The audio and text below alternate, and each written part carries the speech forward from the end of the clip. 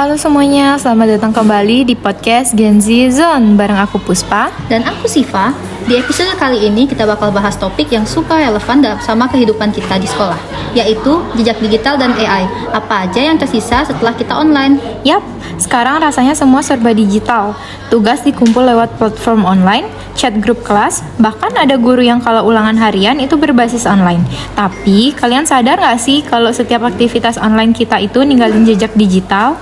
Nah, biar kita nggak salah paham soal ini, hari ini kita udah bareng dua teman kita juga yang aktif di dunia digital. Ada Alia dan Sylvia. Halo Alia, Sylvia, selamat datang di podcast Gen Z Zone. Halo Puspa, hai Siva. Seneng banget nih udah diajak dan diundang ngobrol bareng di sini. Kayaknya seru banget nih pembahasannya. Hai juga Puspa, Syifa. Aku yakin banyak yang belum sadar kalau apa yang kita lakuin online di sekolah itu juga bisa ngaruh ke privasi kita. Oke, kita mulai dulu dari hal sederhana ya. Alia, menurut kamu gimana sih contoh jejak digital yang sering kita buat, khususnya di lingkungan sekolah deh, karena kita sebagai siswa?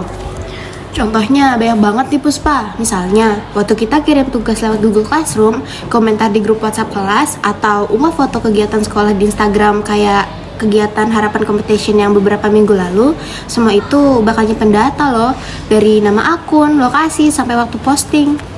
Benar juga ya, bahkan waktu kita ngumpul tugas di Classroom pun, sistem dari guru-guru bisa tahu dari mana dan jam berapa kita ngumpul tugasnya.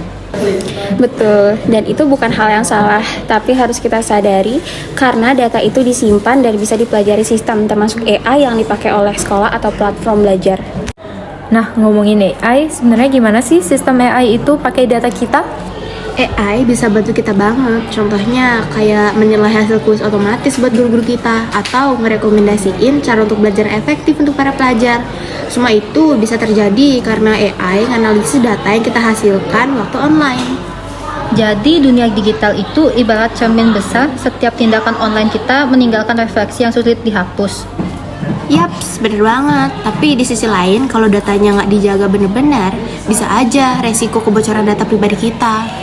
Makanya penting banget buat siswa sama-sama sadar soal privasi digital. Kita nggak boleh sembarangan bagi data pribadi atau identitas di internet. Bahkan unggahan sederhana pun bisa jadi jejak yang permanen di kemudian hari loh. Nah, berarti di sekolah kita juga perlu punya etika digital ya? Iya banget, misalnya jangan asal foto teman terus unggah tanpa izin, jangan sebar tugas orang lain, atau jangan ngegosip lewat grup online yang bisa di-screenshot dan bisa disebar kapan aja. Setuju banget. Yang perlu ditekankan, AI itu bantu banget dalam proses belajar, tapi bukan buat hal-hal negatif lainnya. Nah, jadi kuncinya bukan takut sama teknologi, tapi sebagai pelajar itu harus ngerti cara pakainya dengan tanggung jawab itu gimana.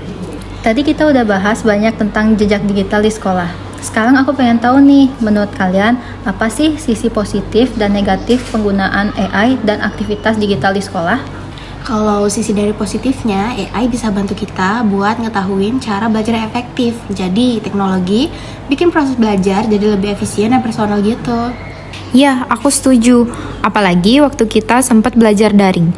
Banyak banget platform yang terbantu karena ada sistem AI-nya kan? Nah, tapi dari sisi kontra atau negatifnya, ada juga hal yang perlu diwaspadai. AI itu butuh data pengguna untuk bisa bekerja. Artinya, setiap aktivitas online kita disimpan dan dianalisis. Kalau datanya bocor atau disalahgunakan, bisa beresiko pada privasi kita sebagai siswa, guys. Nah, selain itu, kalau terlalu bergantung sama AI, siswa bisa jadi kurang mandiri atau masih berpikir sendiri. Kadang kita bisa tergoda untuk biar cepat selesai, langsung minta AI ngerjain tugas tanpa paham isinya. Berarti intinya AI itu bisa sangat membantu, tapi juga bisa berbahaya kalau kita nggak bijak ya. Iya, betul banget. Semua tergantung pada cara kita menggunakannya sih. Wah, banyak banget hal yang bisa kita ambil dari obrolan ini.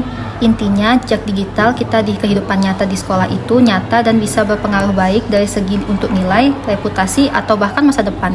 Bener banget, kalau kita bijak, jejak digital bisa jadi hal positif, bukti prestasi, dan tanggung jawab kita di dunia digital.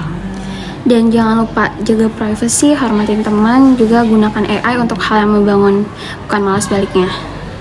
Setuju banget. Jadi pesan kita hari ini, bijaklah sebelum bertindak dan pikir sebelum posting.